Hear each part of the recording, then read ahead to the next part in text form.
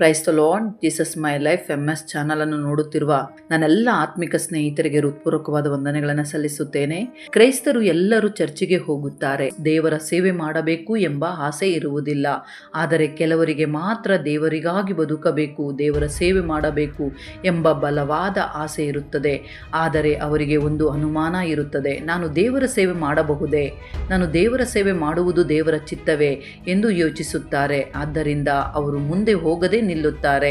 ಆದುದರಿಂದ ಈ ವಿಡಿಯೋದಲ್ಲಿ ದೇವರ ಸೇವೆಗೆ ಕರೆಯಲ್ಪಟ್ಟವರಲ್ಲಿ ಕಾಣುವ 5 ಲಕ್ಷಣಗಳು ಯಾವುವು ಎಂಬುದನ್ನು ನಾನು ಹೇಳುತ್ತೇನೆ. ಎಲ್ಲಿಯೂ ಸ್ಕಿಪ್ ಮಾಡದೆ ಕೊನೆಯವರೆಗೂ ನೋಡಿ. ಪ್ರತಿಯೊಂದು ಲಕ್ಷಣವು ತುಂಬ ಮುಖ್ಯವಾಗಿದೆ. ಈ ವಿಡಿಯೋ ನೋಡಿದ ನಂತರ ನಿನ್ನ ಮೇಲೆ ದೇವರ ಸೇವೆಯ ಕರೆ ಇದೆಯೋ ಇಲ್ಲವೋ ಎಂಬುದು ನಿನಗೆ ಸ್ಪಷ್ಟವಾಗುತ್ತದೆ. ಮೊದಲ ಲಕ್ಷಣ, ದೇವರ ಸೇವೆ ಮಾಡಬೇಕು ಎಂಬ ಬಲವಾದ ಪ್ರೇರಣೆ ಹೃದಯದಲ್ಲಿ ಉಂಟಾಗುತ್ತದೆ. ದೇವರ ಕರೆಯು ನಿನ್ನ ಮೇಲೆ ಇದ್ದರೆ ಮೊದಲು ದೇವರು ನಿನ್ನೊಳಗೆ ಆ ಅಗ್ನಿಯನ್ನು ಉಂಟು ಮಾಡುತ್ತಾರೆ. ನೀನು ಕೆಲಸ ಮಾಡುತ್ತಿದ್ದಾಗಲೂ, ತಿನ್ನುತ್ತಿದ್ದಾಗಲೂ, ಮಲಗಿದ್ದಾಗಲೂ ಯಾವಾಗಲೂ ನಿನ್ನ ಹೃದಯದಲ್ಲಿ ಒಂದೇ ಭಾರ ಇರುತ್ತದೆ, ದೇವರ ಸೇವೆ ಮಾಡಬೇಕು ಎಂಬುದು. ಪಾಪ ಮಾಡುತ್ತಿರುವವರನ್ನು ನೋಡಿದಾಗ, ದೇವರಿಗೆ ವಿರೋಧವಾಗಿ ಬದುಕುತ್ತಿರುವವರನ್ನು ನೋಡಿದಾಗ ನಿನ್ನ ಹೃದಯ ದುಃಖಿಸುತ್ತದೆ. ಅವರಿಗೆ ಸುವಾರ್ತೆಯನ್ನು ಹೇಳಿ ರಕ್ಷಿಸಬೇಕು ಎಂದು ಅನಿಸುತ್ತದೆ. ದೇವರ ಬಗ್ಗೆ ತಿಳಿಯದ ನಿನ್ನ ಸ್ನೇಹಿತರಿಗೆ, ಬಂಧುಗಳಿಗೆ ಎಲ್ಲರಿಗೂ ಸುವಾರ್ತೆಯನ್ನು ಹೇಳಲು ಆರಂಭಿಸುತ್ತೀಯಾ. ಇದು ಎಷ್ಟು ಮಟ್ಟಿಗೆ ಹೋಗುತ್ತದೆ ಎಂದರೆ, ಅವರು ನಿನ್ನನ್ನು ತಿವಿದರೂ ಪರವಾಗಿಲ್ಲ, ದ್ವೇಷಿಸಿದರೂ ಪರವಾಗಿಲ್ಲ, ಕೊನೆಗೆ ನಿನ್ನೊಂದಿಗೆ ಮಾತನಾಡುವುದನ್ನೇ ನಿಲ್ಲಿಸಿದರೂ ಪರವಾಗಿಲ್ಲ, ಆದರೆ ಅವರು ನಾಶವಾಗಬಾರದು ಎಂಬ ಕಾರಣದಿಂದ ನೀನು ಎಲ್ಲರಿಗೂ ಸುವಾರ್ತೆಯನ್ನು ಹೇಳುತ್ತಲೇ ಇರುತ್ತೀಯಾ. ಇಷ್ಟು ಮಾಡಲು ಕಾರಣ ನೀನು ಅಲ್ಲ, ನಿನ್ನೊಳಗಿರುವ ದೇವರ ಆತ್ಮನೇ ನಿನ್ನನ್ನು ಪ್ರೇರೇಪಿಸುತ್ತದೆ. ಅವರು ಬೈದರೂ ಪರವಾಗಿಲ್ಲ, ದ್ವೇಷಿಸಿದರೂ ಪರವಾಗಿಲ್ಲ, ಆದರೆ ಒಂದು ಆತ್ಮವನ್ನು ನರಕದಿಂದ ಕಾಪಾಡಬಹುದು ಅಲ್ಲವಾ ಎಂದು ದೇವರ ಆತ್ಮ ನಿನ್ನೊಳಗೆ ಒತ್ತಾಯ ಮಾಡುತ್ತದೆ. ಯೆರೆಮೀಯನ ಗ್ರಂಥ 20ನೇ ಅಧ್ಯಾಯ 9ನೇ ವಚನದಲ್ಲಿ ಹೀಗೆ ಬರೆಯಲಾಗಿದೆ, ನಾನು ಯೆಹೋವನ ವಿಷಯವನ್ನು ಪ್ರಕಟಿಸೇನು, ಆತನ ಹೆಸರಿನಲ್ಲಿ ಇನ್ನು ಮಾತನಾಡೇನು ಎಂದುಕೊಂಡರೆ ಉರಿಯುವ ಬೆಂಕಿಯು ನನ್ನ ಎಲುಬುಗಳಲ್ಲಿ ಅಡಕವಾಗಿಯೋ ಎಂಬಂತೆ ನನ್ನ ಹೃದಯದಲ್ಲಿ ಸಂಕಟವಾಗುತ್ತದೆ. ತಡೆದು ಆಯಾಸಗೊಂಡಿದ್ದೇನೆ. ಯೆರೆಮೀಯ ಪ್ರವಾದಿ ಜನರಿಗೆ ದೇವರ ವಿಷಯವನ್ನು ಹೇಳಿದಾಗ ಅವರು ಆತನನ್ನು ಅಸಹ್ಯಪಡಿಸಿದರು, ಆತನನ್ನು ನೋಡಿ ನಗೆದರು, ಹಾಸ್ಯ ಮಾಡಿದರು. ಆದರೂ ಯೆರೆಮೀಯ ಪ್ರವಾದಿ ದೇವರ ವಿಷಯವನ್ನು ಹೇಳುವುದನ್ನು ನಿಲ್ಲಿಸಲಿಲ್ಲ, ಏಕೆಂದರೆ ಆ ಸುವಾರ್ತೆಯ ಭಾರ ಆತನ ಹೃದಯದಲ್ಲಿ ಅಗ್ನಿಯಂತೆ ಒತ್ತಿ ಉರಿಯುತ್ತಿತ್ತು. ಅದು ಆತನೊಳಗೆ ಬಂಧಿತವಾಗಿತ್ತು. ಆದುದರಿಂದ ಎಷ್ಟು ಪ್ರಯತ್ನಿಸಿದರೂ ದೇವರ ಬಗ್ಗೆ ಹೇಳದಿರಲು ಸಾಧ್ಯವಾಗಲಿಲ್ಲ. ಪೌಲನ ಜೀವನದಲ್ಲೂ ಇದೇ ಸಂಭವಿಸಿತು. ಪೌಲನನ್ನು ಒಡೆದು ಬೀಳಿಸಿದರು, ಆದರೆ ದೇವರು ಅವನನ್ನು ಮರುಸ್ಥಾಪಿಸಿ ಮತ್ತೆ ಎಬ್ಬಿಸಿದರು. ಆಗ ಪೌಲನು ನನ್ನನ್ನು ಒಡೆದವರ ಬಳಿಗೆ ಮತ್ತೆ ಹೋಗುತ್ತೇನೆ ಎಂದು ಹೇಳುತ್ತಾರೆ. ಅದೇ ರೀತಿಯಾಗಿ ನಿನ್ನ ಜೀವನದಲ್ಲೂ ಆಗುತ್ತದೆ. ಒಮ್ಮೆ ದೇವರ ಪ್ರೀತಿ ನಿನ್ನನ್ನು ಸ್ಪರ್ಶಿಸಿದರೆ, ನಿನ್ನನ್ನು ಬೈದರೂ, ಅಸಹ್ಯಪಟ್ಟರೂ, ಒಡೆದರೂ, ಏನೇ ಮಾಡಿದರೂ ನಿನ್ನ ಹೃದಯದಲ್ಲಿ ಸುವಾರ್ತೆಯನ್ನು ಹೇಳಬೇಕು ಎಂಬ ಅಗ್ನಿ ಹೆಚ್ಚುತ್ತಲೇ ಇರುತ್ತದೆ. ನಿನ್ನನ್ನು ಎಷ್ಟು ಜನ ತಡೆಯಲು ಪ್ರಯತ್ನಿಸಿದರೂ ಸುವಾರ್ತೆಯನ್ನು ಹೇಳದೆ ನೀನು ಇರಲು ಸಾಧ್ಯವಾಗುವುದಿಲ್ಲ. ಎರಡನೇ ಲಕ್ಷಣ, ಆತ್ಮಗಳಿಗಾಗಿ ಪ್ರಾರ್ಥನೆ ಮಾಡಬೇಕೆಂಬ ಭಾರ ಹೆಚ್ಚಾಗುತ್ತದೆ. ರೋಮಪುರದವರಿಗೆ ಬರೆದ ಪತ್ರಿಕೆ 10ನೇ ಅಧ್ಯಾಯ 1ನೇ ವಚನದಲ್ಲಿ ಹೀಗೆ ಬರೆಯಲಾಗಿದೆ, ಸಹೋದರರೇ, ಇಸ್ರಾಯೇಲರು ರಕ್ಷಣೆ ಹೊಂದಬೇಕೆಂಬುದೇ ನನ್ನ ಮನೋಭಿಲಾಷೆಯು, ದೇವರಿಗೆ ನಾನು ಮಾಡುವ ವಿಜ್ಞಾಪನೆಯೂ ಆಗಿದೆ. ಇಲ್ಲಿ ಪೌಲನು ಜನರು ರಕ್ಷಣೆ ಹೊಂದಬೇಕು ಎಂದು ಅವರಿಗಾಗಿ ಪ್ರಾರ್ಥಿಸುವನಾಗಿದ್ದಾನೆ. ಅದೇ ರೀತಿಯಲ್ಲಿ ನಿನ್ನ ಮೇಲೆ ದೇವರ ಕರೆ ಇದ್ದರೆ ನೀನು ಆತ್ಮಗಳಿಗಾಗಿ ಕಣ್ಣೀರು ಸುರಿಸುತ್ತಾ ಪ್ರಾರ್ಥನೆ ಮಾಡುತ್ತೀಯಾ. ಯಾರಾದರೂ ಪಾಪ ಮಾಡುತ್ತಿರುವುದನ್ನು ನೋಡಿದರೆ ಅವರಿಗಾಗಿ ಪ್ರಾರ್ಥಿಸುತ್ತೀಯಾ. ನಿನ್ನ ಮನೆಯವರಿಗಾಗಿ, ನಿನ್ನ ಊರಿಗಾಗಿ, ನಿನ್ನ ದೇಶಕ್ಕಾಗಿ, ಎಲ್ಲರ ರಕ್ಷಣೆಗಾಗಿ ನೀನು ಪ್ರತಿದಿನವೂ ನಿನ್ನ ಪ್ರಾರ್ಥನಾ ಕೊಠಡಿಯಲ್ಲಿ ಕಣ್ಣೀರು ಸುರಿಸುತ್ತಾ ಪ್ರಾರ್ಥಿಸುತ್ತೀಯಾ. ಇದಕ್ಕೆ ಒಂದೇ ಕಾರಣ, ನಿನ್ನ ಮೇಲೆ ಇರುವ ದೇವರ ಕರೆಯು. ದೇವರ ಕರೆಯು ನಿನ್ನ ಮೇಲೆ ಇಲ್ಲದಿದ್ದರೆ ಆತ್ಮಗಳ ರಕ್ಷಣೆಗಾಗಿ ಇಷ್ಟೊಂದು ಭಾರ ನಿನಗೆ ಇರುವುದಿಲ್ಲ. ಸಾಮಾನ್ಯ ವಿಶ್ವಾಸಿಗಳು ತಮಗಾಗಿ, ತಮ್ಮ ಕುಟುಂಬಕ್ಕಾಗಿ ಅಳುತ್ತಾರೆ, ಆದರೆ ದೇವರ ಕರೆಯುಳ್ಳ ನೀನು ನಿನ್ನ ಊರಿಗಾಗಿ ಮತ್ತು ನಿನ್ನ ದೇಶಕ್ಕಾಗಿ ಪ್ರಾರ್ಥಿಸುತ್ತೀಯಾ. ನಿನಗಾಗಿ ಮತ್ತು ನಿನ್ನ ಕುಟುಂಬಕ್ಕಾಗಿ ಅಳುವುದಕ್ಕಿಂತ ರಕ್ಷಣೆ ಇಲ್ಲದ ಆತ್ಮಗಳಿಗಾಗಿ ಹೆಚ್ಚು ಕಣ್ಣೀರು ಸುರಿಸುತ್ತೀಯಾ. ನೀನು ಕೂಡ ಇಂಥ ಸ್ಥಿತಿಯಲ್ಲಿ ಇದ್ದೀಯಾ? ಆಗಿದ್ದರೆ ದೇವರು ನಿನ್ನನ್ನು ಕರೆಯುತ್ತಿದ್ದಾರೆ, ತನ್ನ ಸೇವೆಗೆ ನಿನ್ನನ್ನು ಕರೆಯುತ್ತಿದ್ದಾರೆ. ತಡ ಮಾಡಬೇಡ. ಮೂರನೇ ಲಕ್ಷಣ, ನಿನ್ನ ಜೀವನದಲ್ಲಿ ಪರೀಕ್ಷೆಗಳು ಹೆಚ್ಚಾಗುತ್ತವೆ. ದೇವರ ಕರೆಯು ನಿನ್ನ ಮೇಲೆ ಇದ್ದರೆ ಕೆಲವು ಪರೀಕ್ಷೆಗಳು ನಿನಗೆ ಎದುರಾಗುತ್ತವೆ. ನೀನು ರಕ್ಷಣೆ ಪಡೆದು ದೇವರ ಮಾರ್ಗದಲ್ಲಿ ನಡೆಯಲು ಆರಂಭಿಸಿದ ಕೂಡಲೇ ಪರೀಕ್ಷೆಗಳು ಆರಂಭವಾಗುತ್ತವೆ. ನಿನ್ನ ಬಳಿ ಇರುವ ಹಣವೆಲ್ಲ ಹೋಗಬಹುದು, ನೀನು ಮಾಡುತ್ತಿರುವ ಕೆಲಸದಿಂದ ನಿನ್ನನ್ನು ತೆಗೆದುಹಾಕಬಹುದು, ನಿನ್ನ ಬೈಕ್ ಕೆಡಬಹುದು, ನಿನಗೆ ಮನೆ ಇದ್ದರೂ, ಆಸ್ತಿಗಳು ಇದ್ದರೂ ಎಲ್ಲವೂ ಕಳೆದುಕೊಳ್ಳಬಹುದು. ಇದಕ್ಕೆ ಕಾರಣ ಒಂದೇ, ದೇವರು ನಿನ್ನನ್ನು ತನ್ನ ಸೇವೆಗೆ ಒಂದು ಆಯುಧದಂತೆ ತಯಾರಿಸುತ್ತಿದ್ದಾರೆ. ಪರೀಕ್ಷೆಗಳು ಹೆಚ್ಚಾದಷ್ಟು ದೇವರು ನಿನ್ನನ್ನು ಇನ್ನಷ್ಟು ಶಕ್ತಿಯುತವಾದ ಆಯುಧವಾಗಿ ನೀನು ರೂಪುಗೊಳ್ಳುತ್ತೀಯಾ.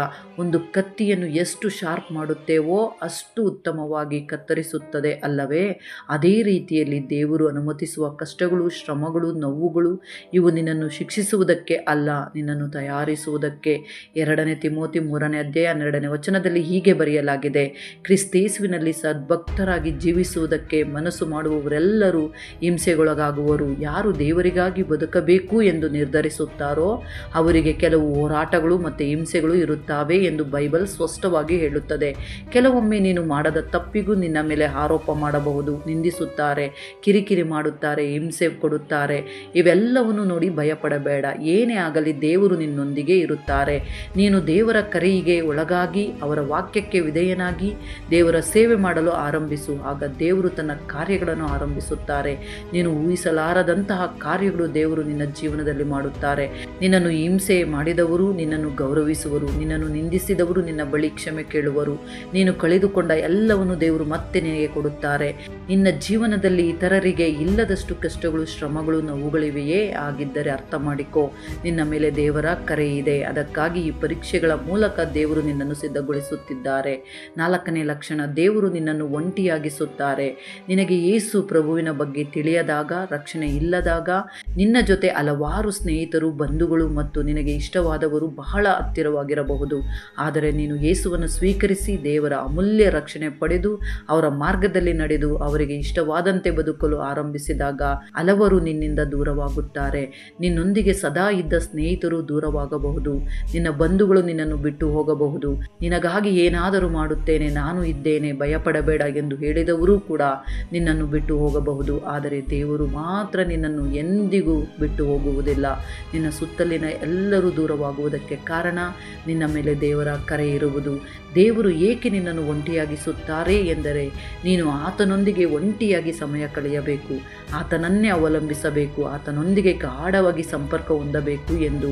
ಒಂದು ಸಮಯದಲ್ಲಿ ಎಲ್ಲರೂ ನಮ್ಮನ್ನು ಬಿಟ್ಟು ಹೋಗುತ್ತಾರೆ, ಆದರೆ ದೇವರು ಮಾತ್ರ ಕೊನೆಯವರೆಗೂ ನಮ್ಮ ಜೊತೆ ಇರುತ್ತಾರೆ ಎಂಬ ಅರಿವು ನಿನಗೆ ಬರಲೆಂದು ದೇವರು ಹೀಗೆ ಮಾಡುತ್ತಾರೆ. ಮೊದಲಿಗೆ ನಿನಗೆ ಏನೂ ಅರ್ಥವಾಗುವುದಿಲ್ಲ. ಒಮ್ಮೆ ನಿನಗೆ ಏನು ಬೇಕಾದರೂ ನಾನು ಇದ್ದೇನೆ ಎಂದವರು ಕೂಡ ನೀನು 500 ರೂಪಾಯಿ ಕೇಳಿದಾಗ ಕೊಡದೇ ಇರಬಹುದು. ಆ ಸಮಯದಲ್ಲಿ ನೀನು ದುಃಖಪಟ್ಟು ದೇವರನ್ನು ಕೇಳುತ್ತೀಯ, ಕಣ್ಣೀರು ಹಾಕುತ್ತಾ ಪ್ರಾರ್ಥನೆ ಮಾಡುತ್ತೀಯ. ಆಗ ದೇವರು ಅದ್ಭುತವಾಗಿ ನಿನಗೆ ಸಹಾಯ ಮಾಡುತ್ತಾರೆ. ಉದಾಹರಣೆಗೆ 1000 ರೂಪಾಯಿ ಕೊಡುತ್ತಾರೆ. ಆಗ ನಿನಗೆ ಅರಿವಾಗುತ್ತದೆ, ನನ್ನ ಜೊತೆ ನನ್ನ ದೇವರು ಹೊರತು ಯಾರೂ ಇಲ್ಲ ಎಂದು. ಯೇಸು ಪ್ರಭುವು ತನ್ನ ಸೇವೆಯನ್ನು ಆರಂಭಿಸುವ ಮೊದಲು 40 ದಿನಗಳ ಕಾಲ ಅರಣ್ಯದಲ್ಲಿ ಒಂಟಿಯಾಗಿ ಇದ್ದರು. ಅದೇ ರೀತಿಯಾಗಿ ನಮ್ಮ ಜೀವನದಲ್ಲೂ ಆಗುತ್ತದೆ. ನೀನು ಒಂಟಿಯಾಗಿದ್ದರೆ ಅದು ನಿನ್ನ ಮೇಲೆ ದೇವರ ಕರೆ ಇದೆ ಎಂಬುದರ ಸಂಕೇತ. ಎಲ್ಲರೂ ನಿನ್ನನ್ನು ಬಿಟ್ಟರೂ, ಸಾವಿರಾರು ಶತ್ರುಗಳು ಎದುರಾಗಿದ್ದರೂ ನಿನ್ನ ದೇವರು ಮಾತ್ರ ನಿನ್ನ ಕೈ ಬಿಡುವುದಿಲ್ಲ. 5ನೇ ಲಕ್ಷಣ, ಪಾಪದೊಂದಿಗೆ ಹೋರಾಟಗಳು ಎದುರಾಗುತ್ತವೆ. ಒಂದು ಸಮಯದಲ್ಲಿ ದೇವರ ಬಗ್ಗೆ ತಿಳಿಯದಾಗ ನೀನು ಯಾರಾದರೂ ಹುಡುಗಿಯರೊಂದಿಗೆ ಮಾತನಾಡಲು ಪ್ರಯತ್ನಿಸಿದಾಗ ಕೆಲವರು ನಿನ್ನೊಂದಿಗೆ ಮಾತನಾಡದೇ ಇರಬಹುದು. ಆದರೆ ನೀನು ದೇವರಿಗಾಗಿ ಪರಿಶುದ್ಧವಾಗಿ ಬದುಕಬೇಕು ಎಂದು ನಿರ್ಧರಿಸಿದ ನಂತರ ಮೊದಲು ಮಾತನಾಡದವರೇ ಈಗ ನಿನ್ನೊಂದಿಗೆ ಮಾತನಾಡಲು ಪ್ರಯತ್ನಿಸುತ್ತಾರೆ. ನನಗೆ ಈ ಪಾಪ ಬೇಡ, ನಾನು ದೇವರಿಗಾಗಿ ಬದುಕಬೇಕು ಎಂದು ನೀನು ನಿರ್ಧರಿಸಿದ ಕ್ಷಣದಿಂದ ನೀನು ಎಲ್ಲಿಗೆ ಹೋದರೂ ಪಾಪದೊಂದಿಗೆ ಹೋರಾಟ ಹೆಚ್ಚಾಗುತ್ತದೆ. ಯಾರ ಮೇಲೆ ದೇವರ ಕರೆ ಇರುತ್ತದೆಯೋ ಅವರೇ ಸೈತಾನನಿಗೆ ಗುರಿಯಾಗುತ್ತಾರೆ. ನಿನ್ನನ್ನು ಪ್ರಲೋಭನೆಗೊಳಿಸಲು ಪ್ರಯತ್ನಿಸುತ್ತಾರೆ. ಹಣ ಕೊಡುತ್ತೇವೆ, ಪಾಪ ಮಾಡು ಎಂದು ಹೇಳುತ್ತಾರೆ. ನಿನ್ನನ್ನು ಪರೀಕ್ಷಿಸುತ್ತಾರೆ, ಪ್ರಲೋಭಿಸುತ್ತಾರೆ. ಇವೆಲ್ಲವೂ ಸೈತಾನನ ಬಲೆಯಾಗಿದೆ, ನಿನ್ನ ಮೇಲೆ ಇರುವ ದೇವರ ಕರೆಯನ್ನು ನಾಶ ಮಾಡಲು. ಇಂತಹ ಅನೇಕ ಪರೀಕ್ಷೆಗಳು ನಿನ್ನ ಜೀವನದಲ್ಲಿ ಬರುತ್ತವೆ.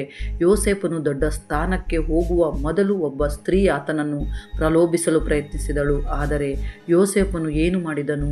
ಅವನು ಅಲ್ಲಿಂದ ಓಡಿ ಹೋದನು. ಬೈಬಲ್ನಲ್ಲಿ ಯೋಸೇಫನು ಹೋರಾಡಲಿಲ್ಲ, ಓಡಿ ಹೋದನು ಎಂದು ಬರೆಯಲಾಗಿದೆ. ಅದೇ ರೀತಿಯಲ್ಲಿ ನೀನು ಸಹ ಯಾರಾದರೂ ನಿನ್ನನ್ನು ಪಾಪಕ್ಕೆ ಪ್ರಲೋಭಿಸಿದರೆ ಹೋರಾಡಬೇಡ, ಅಲ್ಲಿಂದ ದೂರ ಓಡಿ ಹೋಗು. ಏಕೆಂದರೆ ಪಾಪದೊಂದಿಗೆ ಹೋರಾಡುವುದು ಕಷ್ಟ, ಆದರೆ ಪಾಪದಿಂದ ದೂರವಾಗುವುದು ಸುಲಭ. 1 ಥೆಸಲೋನಿಕದವರಿಗೆ ಬರೆದ ಪತ್ರಿಕೆ 4ನೇ ಅಧ್ಯಾಯ 3ನೇ ವಚನದಲ್ಲಿ ಹೀಗೆ ಬರೆಯಲಾಗಿದೆ, ದೇವರ ಚಿತ್ತವೇನೆಂದರೆ ನೀವು ಶುದ್ಧರಾಗಿರಬೇಕೆಂಬುದೇ, ಅಂದರೆ ವ್ಯಭಿಚಾರದಿಂದ ದೂರವಾಗಿರಬೇಕು. ಇದೇ ದೇವರ ಚಿತ್ತ. ಈ ವಚನದಲ್ಲೂ ಗಮನಿಸಿ, ಪಾಪದೊಂದಿಗೆ ಹೋರಾಡಿ ಎಂದು ಹೇಳಲಿಲ್ಲ, ಅದರಿಂದ ದೂರವಿರಿ ಎಂದು ಹೇಳಿದೆ. ಅದೇ ದೇವರ ಚಿತ್ತ.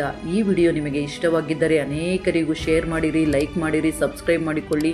ಮತ್ತೊಂದು ಅದ್ಭುತ ಶ್ರೇಷ್ಠವಾದ ಅಂಶದೊಂದಿಗೆ ಮತ್ತೆ ನಿಮ್ಮ ಬಳಿಗೆ ಬರಲು ಪ್ರಯತ್ನ ಮಾಡುತ್ತೇನೆ. ಸರ್ವಶಕ್ತ ದೇವರ ಮಹಾಕೃಪೆಯು ನಮ್ಮೆಲ್ಲರೊಂದಿಗೆ ಸದಾ ಇದ್ದು ನಮ್ಮನ್ನು ಕಾಪಾಡಿ ನಡೆಸಿ ಬಲಪಡಿಸಲಿ. ಆಮೆನ್.